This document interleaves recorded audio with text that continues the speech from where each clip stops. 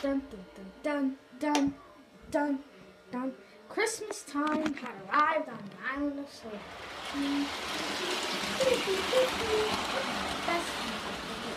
Forever Engine was busy and always having fun. Oh, said Speedy. I hear this year it's going to be 75 degrees on Christmas Eve. Yeah, said Ted. Guess that means we won't be having a white Christmas. Laughed James. Everyone was happy, except the Polar Express. But he had been cross for the past 2 weeks now, because when he was teasing Speedy last month and made him derail from the strength contest, Sir Topham Hatt made him work at the old mine with the trucks, and they sang rudely about him.